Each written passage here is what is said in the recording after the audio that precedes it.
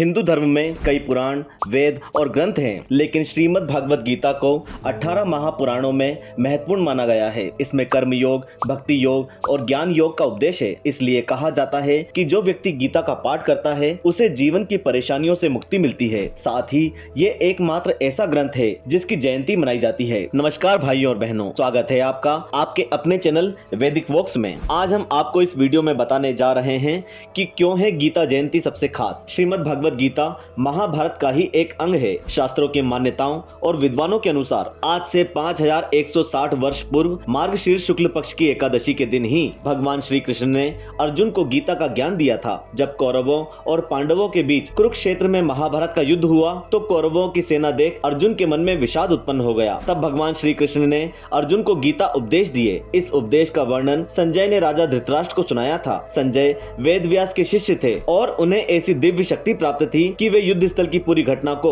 वहां पर न मौजूद होते हुए भी देख और सुन सकते थे। कहा जाता है कि ये दिन मार्गशीर्ष मास के शुक्ल पक्ष की एकादशी का दिन था, इसलिए हर साल इस तिथि को गीता जयंती मनाई जाती है। हिंदू पंचांग के अनुसार मार्गशीर्ष मास के शुक्ल पक्ष की एकादशी तिथि के दिन है। अब आप पूछेंगे ग्रंथों में सिर्फ गीता की ही जयंती क्यों मनाई जाती है? तो आइए अब जानते हैं गीता जयंती का महत्व। हिंदू धर्म में गीता ग्रंथ का विशेष महत्व है। ये सभी ग्रंथों में एकमात्र ऐसा ग्रंथ है जिसकी जयंती मनाई जाती है। इसका कारण ये है कि लगभग अन्य सभी ग्रंथों को किसी न किसी ऋषि मुनियों के द्वारा लिखा गया है, लेकिन गीता ग्रंथ श्री कृष्ण के उपदेश पर आधारित है। इसमें श्री कृष्ण द्वारा जीवन और मृत्यु के गूढ़ रहस्य के बारे में बताया गया है। साथ ही गीता ऐसा ग्रंथ है जिसके उपदेश में कई समस्या के हल छिपे हैं। जिस प्रकार श्री कृष्ण के उपदेश से ही अर्जुन द्वारा महाभारत का युद्ध जीतना संभव हो सका, ठीक उसी तरह गीता ज्ञान से व्यक्ति भी कठिन परिस्थितियों को हराकर जीत हासिल कर सकता है। हिंदू धर्म में गीता एक धार्मिक ग्रंथ के साथ ही जीवन को सही ढंग से जीने का मार्ग दिखाने का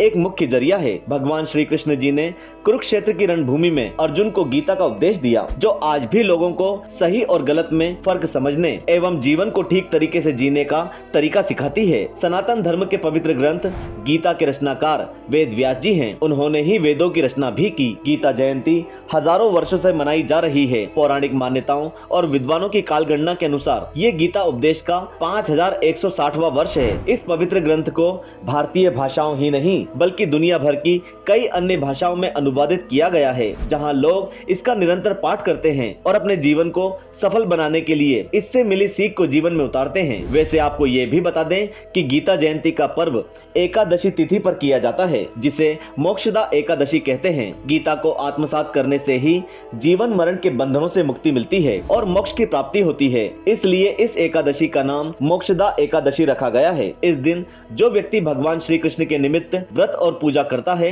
उसके जीवन की अनेक परेशानियां स्वतः ही दूर हो जाती हैं। युद्ध में अर्जुन के सारथी बने भगवान श्री कृष्ण ने उन्हें मोह में फंसता देख उनके कर्म और कर्तव्य से अवगत कराया और जीवन की वास्तविकता से उनका सामना करवाते हुए उन्होंने अर्जुन की सभी शंकाओं को दूर किया। उनके बीच हुआ यह संवाद ही श्रीमद् भगवद गीता है। भगवान श्री कृष्ण ने गीता का ज्ञान सबसे पहले अर्जुन को दिया था, जिसे उन्हीं के रथ पर सवार हनुमान जी ने तथा घटोत्कच पुत्र और भीम के पोते बर्बरिक ने दूर पहाड़ी की चोटी से सुना था। बताया जाता है कि वेद व्यास जी द्वारा संजय को दिव्य दृष्टि प्राप्त थी, जिससे वे महल में बैठे बैठे ही युद्ध भूमि की सभी हलचल देख और सुन सकते थे। श्रीमद् भगवद गीता कुरुक्षेत्र के युद्ध के मैदान में सर्वश्रेष्ठ धनुर्धर और योद्धा अर्जुन और उनके मार्गदर्शक भगवान श्री कृष्ण के बीच का एक संवाद है। श्रीमद् भगवद गीता में संस्कृत में लिखे गए 700 श्लोक हैं, जिसमें 574 श्लोक भगवान श्री कृष्ण और 84 श्लोक अर्जुन द्वारा बोले गए हैं। इसके अलावा संजय द्वारा बोले गए 41 श्लोकों सहित